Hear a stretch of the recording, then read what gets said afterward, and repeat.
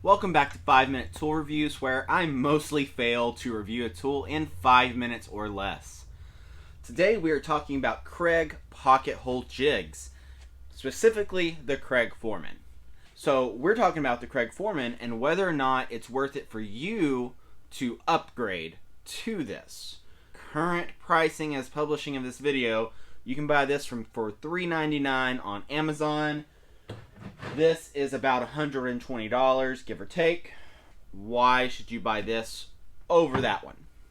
So the first thing I'm going to tell you is this mostly replaces, but does not exclusively replace this.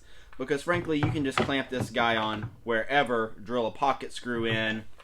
So the versatility of this is greater than this. But the time savings of this make it worthwhile.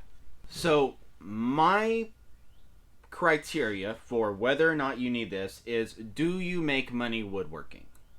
So are you trying to do either a small business where you make money woodworking, or is this your entire business like it is mine?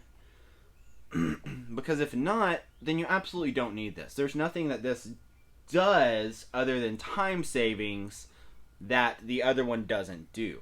So if you're extremely limited on space, or you're just a hobbyist and don't need this, I would spend that $400 on, upgrading a different tool or adding a different tool that you might enjoy using more, or allows you to do something new with your shop. However, if you're like me and you're a small shop woodworker, cabinet maker, and time is money, you should buy this yesterday.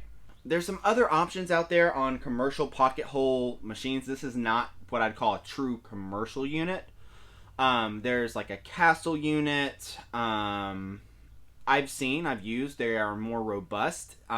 You can definitely argue the lower angle that those cut are better, but I also believe those are 3 times the cost of this. So instead of, $400, you're spending $1,200 or more. And it's not fast. Those machines aren't necessarily faster, but you could argue they make a better end product, but not enough, in my opinion, for me to upgrade this until it breaks, which I've had this for 2, maybe 3 years, and it's still going perfectly strong. Have replaced bits on it, and that's it. Calibration is one of the cons of this. Is most of the time it stays how you need it. I put little marks on this so I can, little witness marks, so like if it slipped or not, and I really kind of cranked down on it. Hadn't had an issue since. I pretty much only use this for 3/4 inch material, and if I was using something bigger, I'd probably just go calibrate this guy quickly and easily than fiddle with trying to dial this in. Once you get this thing set up for your 3/4 inch material, which is what I think 90% of us only use pocket screws for, you're good. The only other issue is, you probably are aware that plywood, 3/4 inch plywood, is 18 millimeters, which is less than 3/4 of an inch. And sometimes you get 13th, 16th lumber that is 20 millimeters. So you have to kind of constantly dial this little clamp in, and it can be a little bit finicky sometimes. Nice things is you have little stops here, and dust collection is great. You have 2 options with dust collection. There's a small little hose you can hook up on the back and then hook up to your vacuum, or you can leave that hose disconnected and all the chips will just fall down. So if you set this on top of like a big 4-inch dust collection pipe in your shop, then it's going to whoosh all those out of there, and it's going to work fine either way. However, if you do have that little hose connected, you have to use dust collection, because those chips are going to clog up that little hose pretty quick if you don't. So as I've said, the main reason you want to buy this over this, or in addition to this, is the time savings. On average, whenever we were at max production, really cranking things out, we would spend a good solid 30 minutes a week using this thing.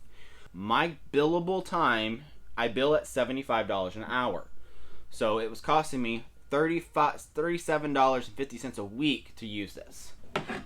This is twice as fast. So I'm saving 15 minutes a week, and then my cost of using this goes down to approximately $18.75, and I save that other. So this guy pays for itself in my shop in 21 weeks.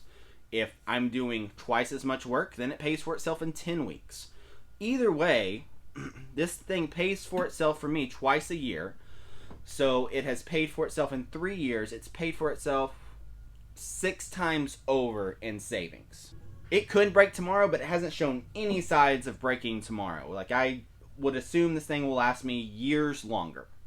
So in that respect, that's why I would say you need this. Another con of this is you kind of do need a dedicated spot for it. I have it on this flip top cart.